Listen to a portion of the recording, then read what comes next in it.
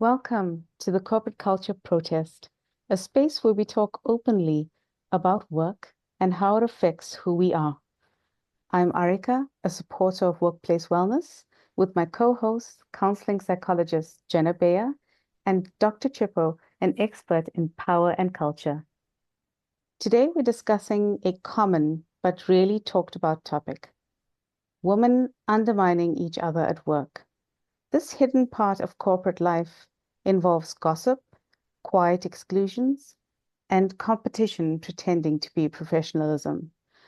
But it's not just a personal issue. It shows how some systems encourage unhealthy competition, block empathy, and make women fight for limited recognition. We're thrilled to have Khethiwe Nkuna, author of the book Tear Her Down. Her story shows how workplace based on scarcity can turn potential allies into competitors. I hand over to Dr. Chippo and Jenna to lead the conversation. Thank you so much, Arika. Hi, Khethiwe. Thank you so much for joining us, and we are so excited to delve deep into a topic and into your work.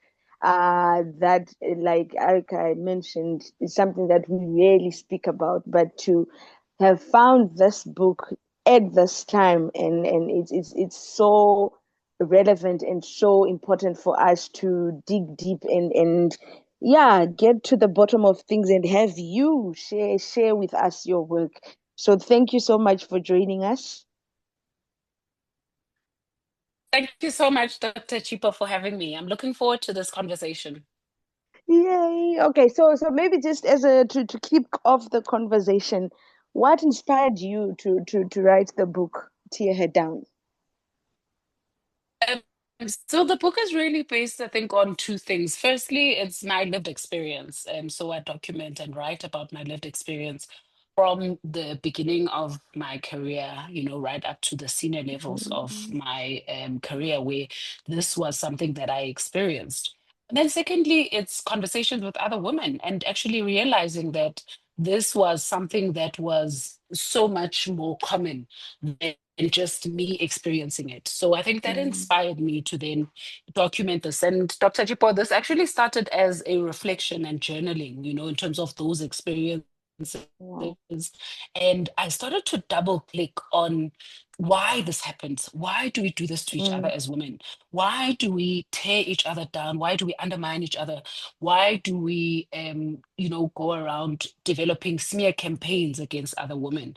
And I'm certain we'll mm, unpack that in detail. I think the why was the inspiration right around the book because I really started to dig very mm, deeply.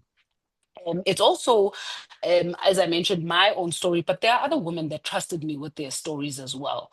So I think broadly those are the components that led me to do it, and I think to write about the book. And I think an important thing I must also highlight, which we'll unpack in the book, it also speaks about sisterhood, because I've mm, experienced both. I've experienced the tear her down syndrome, and I've also experienced sisterhood. And in the book, more than anything, I'm calling for healing. Whether someone has been a victim of tear her down and been victimized by another female in the workplace, or someone is a perpetrator, what I hope this book enables and inspires is healing, mm, and it inspires people to go mm, within to actually let go because a lot of the findings, Dr. Chipo, in the mm, book is the main reason that this happens. It's either insecurity, it's a scarcity mentality, it's mm, internalized patriarchy and internalized misogyny.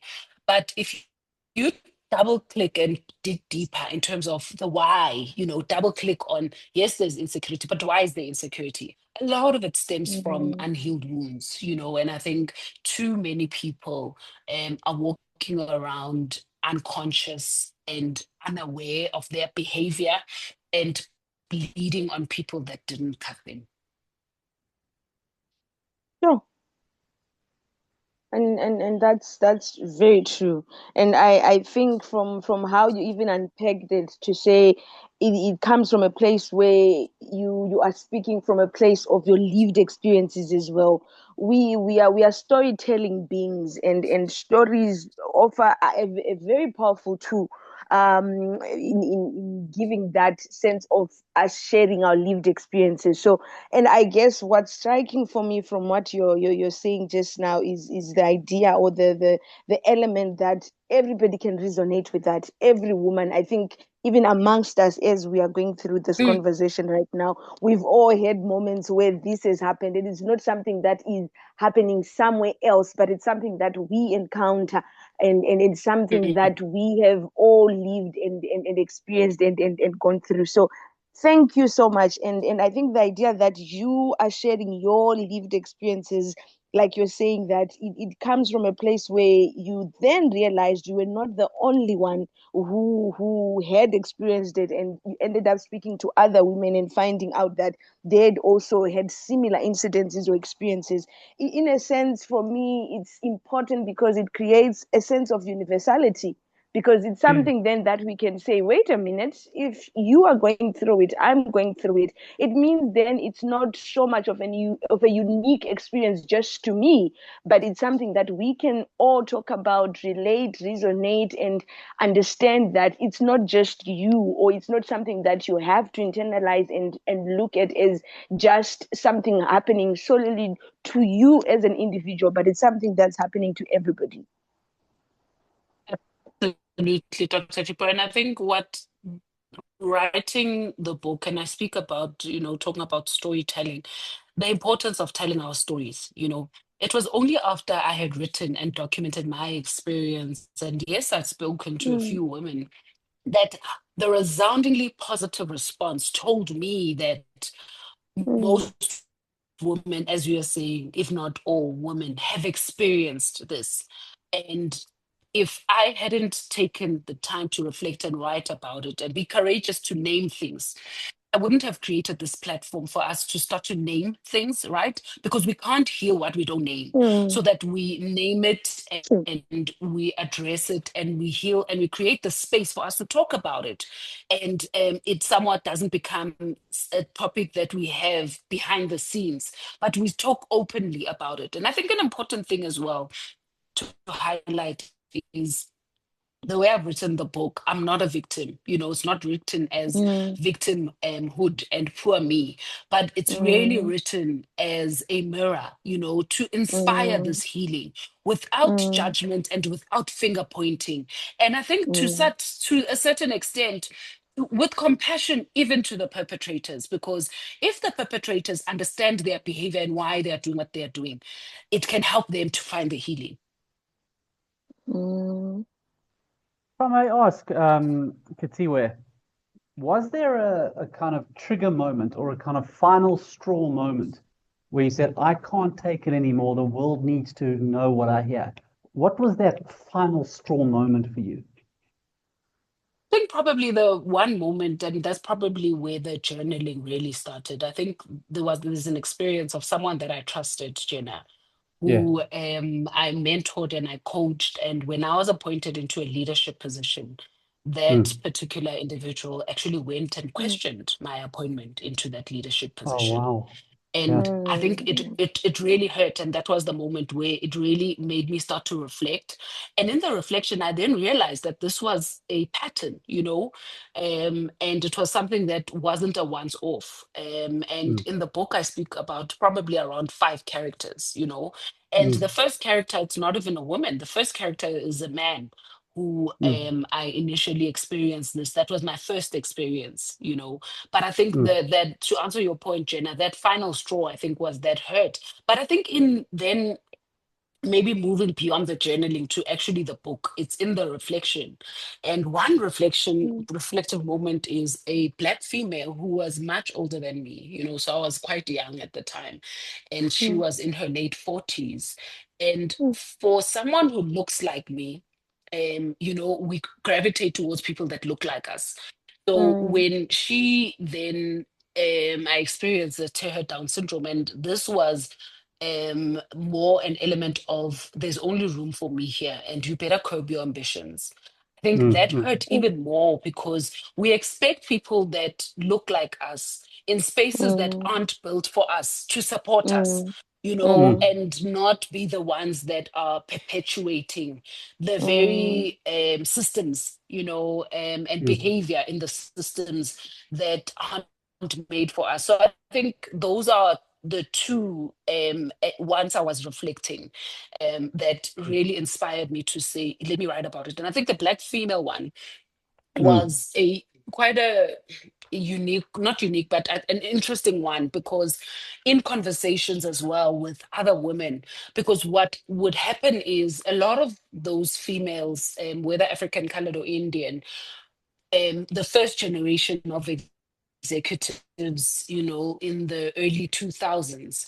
Those are people who had to fight for everything to get into those positions. mm, But I think they were still mm, stuck in the element of fighting, even with people that they didn't need to fight mm, with, because it mm, was a survival mechanism that they had learned to use as a coping mechanism throughout the years of them actually, having to get to where they were.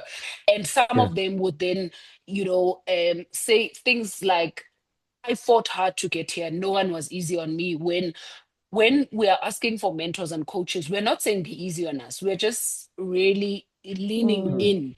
And in the book, I speak about the fact that if you are the first to be at the table, the first Black woman, the first woman, and first anything, make sure you're not the last. That's your responsibility. So you need to send the mm, elevator down and you need to extend tables. Yeah. Yeah. mm, So just to follow up on that, on one more question while you were saying that, is there a fear of collective judgment? In other words, you might be the only woman in a room, right? There's 12 other men at a desk. And so Mm, can there be this perception of one woman's failure seen as a reflection on all women? And so it's a mm. case of, if I don't perform, then the other woman will think, well, this is gonna reflect badly on all of us. Is that apparent? I think so. I think so, Jenna. I think in the book, I also speak about the pressure of being the first, Yeah. because those are some of the internalized things that you would feel yourself, that Mm, mm, actually cannot afford to make mistakes. There's too much at mm, stake, so it mm, definitely does. There is that mm, element of mm. that fear. Okay. Dr. Chipo? mm. Yeah, you hit a nerve there with me when you were speaking about your incident with your colleague, a fellow Black woman in that space. And it drives me to that place where I'm reminded of the work of what's her name, Nima Pua, when she says that women are space invaders, right? We are bodies that are out of place in the workplace. And how you even narrate that story or that experience with that Black colleague of yours even shows the idea that there was that incident, where a moment where there is that push to sort of even drive you out. How did Mhm. that make you feel in the moment when that happened with you? It really hurt, and Dr. Chipo. It was something that really Mm, hurt. And I think, as I mm, mentioned, I was still very young, at the time. mm, And what eventually happened, because it wasn't just once off, but it was a trend that happened over time.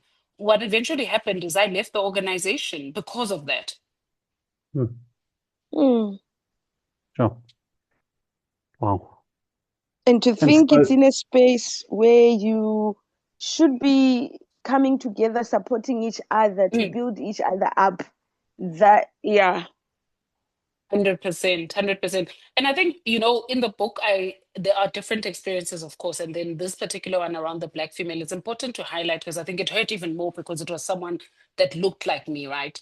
But I think an important thing I want to Mm, also address is the experiences that I've had weren't only with Black females, mm, but mm, it's mm, been females across, some were white women, some were colored women, there was an Indian woman, so and I think it's an important point also, so that we don't perpetuate mm, the mm, stereotype that often goes mm, around, that it's only Black women that do this, mm, mm, but it's a general experience that I experience with women, and it's got nothing to do even with woman part. It's There got is. everything to do with the insecurity and the scarcity Mm, mentality. Because yes, I've Mm. written it from a female perspective and a woman perspective, but scarcity mentality and insecurity is not gendered. Mm. mm, Yeah. And Khethiwe, what I'm thinking of mm, now is really putting my psychologist hat on, is the day after you resigned or that week after the resignation. I mean, what was the psychological impact of that? And just lingering there after months mm, later, a week later, months later, Mm. whether it's physically, psychologically, what was the impact like? So I think probably also with being young and naive, I think it was, and maybe also my personality. I'm not one to hold on to things like that Mm, hurt me for too long, you know. mm, And mm, one of the things that I've been blessed to be very aware of from the onset is the importance of the therapist and therapy and speaking through things. So it was something that mm. we addressed with my therapist, you know. So Okay. because of mm, that, it really enabled me to not hold on to it, but to really let go so that it doesn't trap me in this cycle. mm, Because what I then Yeah. did when I left there was I started my own business. So sometimes Mm, things that situations that we are in, depending on how we respond to them, you know, it could be a blessing or a curse, you know. And in this case, this was a blessing for me at 24, mm, then brave, be brave enough to actually say, I'm gonna go and start my own business. And I worked for myself for almost 3 years, and the oh, wow. business was growing. And what led me to then actually decide to close the business was the global recession. So nothing of my doing led me to make the Mm, decision to close the business. But if I hadn't mm, taken that risk, I wouldn't have had that experience of running my mm, own mm, business for 3 years, which is mm, somewhat of a full circle moment, right? Because now, after I had completed and was seeking new challenges, mm, what that mm, gave me the courage to leave mm, an executive position at Accenture was this experience that I had. And I mm, reflected to say, I was 24 and I was building this success business that was growing. If I could do that at 24, what more with the experience of 15 years of experience, mm, relationships, and connections, and everything I've learned in the 15 years in corporate. mm. So that then gave me the courage to actually say, you know what, I'm actually going to go on my second rodeo as an entrepreneur. Wow. You mm, see, sure. I mean, what I'm getting here, Khethiwe, is incredible strength, and that in all this trauma, you haven't forgotten the mm, fact that you have mm, choices. Each Absolutely. time these things happen, you keep remembering, hang on, I'm going to put the ball in my court and remember that I have choices.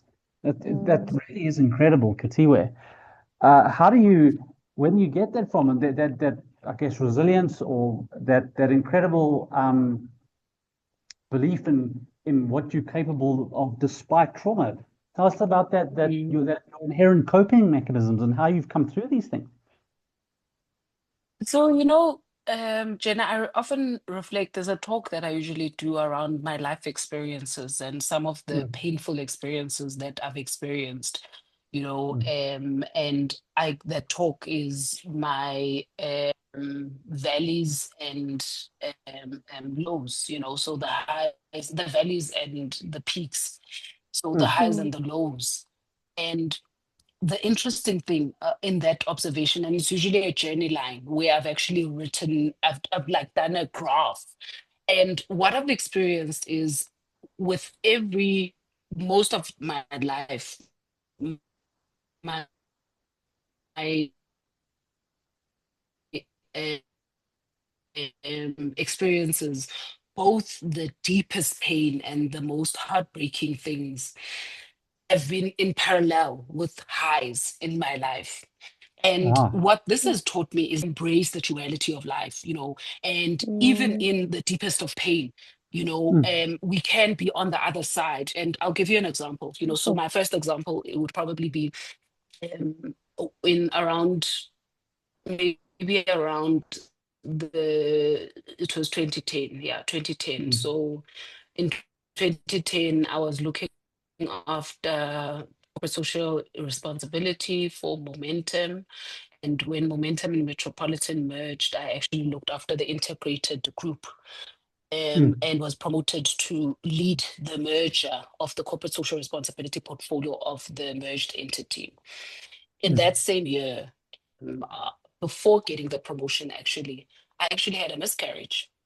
Sure. And a month later got the promotion. So Oh, it was one of the hardest things that I've ever experienced in my life, in terms of the miscarriage. But there was also this beauty of me being given this opportunity, and I ran with that opportunity, and it was a real success. You wow. So the MMI Foundation, for example, which still exists till today, I established that, and for it to be still existing, that was established in 2011, or to still be existing right now, 14 years later, that is the duality, right? And I think what I speak about around this duality is also the fact that grit and resilience are built through life experiences. And when we allow life and the chiseling to happen, and we see through that pain and through those experiences, the product of those experiences is grit and resilience. I speak as well about the fact that you're not going to read about grit and resilience in a book and you become resilient. It's the life experiences, And I think the anchor, Jenna, of all of that as well is, I think, coming from a very supportive family, so I come from a really, really strong family, my immediate family, in terms of my father, my siblings, my mother. We are a really strong and very close family, and we always support each other. And I think it's also observing those characteristics in my father, especially growing up. So my father came from a family that there was no one educated, so he was the first generation to actually go to university and study up to master's level. He was a teacher, then a principal, and then a district manager. And the life that my father lived compared to his siblings was distinctly different. And in his story, when he narrates as well, to say, what made me actually choose education was one time when they went on a excursion, and he was around because he didn't have long pants, shorts, and a short sleeved shirt, and he didn't have shoes. Wow. He says the only two people there that didn't have shoes were himself and another young lady who was on a wheelchair. And he said he vowed to himself then at 7 that the only thing that's going to get out of this is education. So it's through experiences like that as well, learning and looking and observing. They always say that our children don't do what we say, they do what we do. So I think it's also learning from the modeled behavior from my father. Wow. Goodness, Dr. Chipa, that's incredible. Sure. No, it's you embody the idea of resilience and urgency in a remarkable way. I think even how everything now is connected, and how you then narrate your story, for me, brings everything together to a point where this book was meant to happen, and it was meant to happen from we were meant to be gifted with such a book from a person like you, from someone like you, because you truly embody and embrace the idea of urgency, and show and demonstrate clearly that you do not come from a place of victimhood, but rather a place where you exercise your power and your agency to rise above situations that are meant to tear you down. So it's quite interesting how the title of your book, what you've experienced that is meant to break you, has not broken you, but has instead given you, like, literally been the wind under your wings to keep you going up and rising. Absolutely, absolutely, Dr. Chipo. And I think Steve Jobs, there's a quote where he says, the dots, you can't connect the dots forward, the dots only connect backwards, and Not true. it's all those experiences. And you're absolutely correct. And one of the things that I always say, even going through difficult things, sometimes people would say, why me, Lord? And what I would say is, if not me, then who? Mm, mm, Mm. mm, Wow. Khethiwe, this has been incredible, really. mm. Dr. Chipa, I don't know about you, but I am absolutely, well, I mean, for me to be speechless is not a common thing. No, it's not. So, yeah, this has been incredible. This is a first. Just to say thank you, Khethiwe, for this incredible experience, for joining us on our podcast. Yeah, we are truly grateful for this experience and sharing your story, Dr. Chipa. Has it not been incredible? No, it's been a great honor, and my hope is that a lot of women get hold of your book and read through and pick on something that is going to empower them and help give them a sense of agency and give them that idea or perspective to know that you can rise above anything. You can be in that place or space where you can stand up and against all odds do something incredible with your life. I think you actually represent what we can call a blueprint of what is possible to women in the workspace, where normally we are meant to be space invaders who are not supposed to be there, who are meant to be kicked out. But to have such experiences documented the way you have done is actually very important for us as women to pick something from your story, from your experience, and run with it and know that it is possible to rise above anything. So thank you so much, Khethiwe. Thank you so much, Dr. Chipo, and thank you again, Jenna. If you'd Thank you. allow me, I'd like to Sure. actually read an excerpt from the book, Sure. just in closing. So Sure. this is from chapter 8 of the book, Mm. and the title of the chapter is Leading Without Scarcity: New Models of Power and Leadership. Power does not have to be taken. It can be shared, and yet most of us were taught the opposite. From our earliest professional experiences, we are taught that power is limited, a rare prize that must be competed for. The scarcity mindset has shaped not only how we lead, but also how we relate to one another as women in leadership. Many women have been led have been led to believe that to rise, they must guard their space, that to lead, they must lead alone, that to be taken seriously, they must outperform, over deliver, and outshine, even at the cost of connection. And when leadership is defined by scarcity, insecurity becomes embedded in the culture. I remember a vital role I stepped into when someone I trusted questioned my eligibility behind closed doors. That experience did more than bruise my confidence. It showed me how scarcity driven leadership looks like in practice. The unspoken message that was, you can celebrate publicly, but behind the scenes, I will protect my proximity to power. I will preserve my place by casting doubt on yours. This is not leadership. This is gatekeeping. It's the internalization of patriarchal values that tell us power is precious, fragile, and must be defended against intruders, even when those intruders are other women. Scarcity-based leadership is steeped in fear of being replaced, of being irrelevant, and of being forgotten. It tells us that there is only one spot and only one path to get there. And once we do, it conditions us to believe that everyone else is a threat. I'll stop there. Wow. Wow, that's Yes, on that incredible. note, Yes, Oh, thank you, Arika. Sure.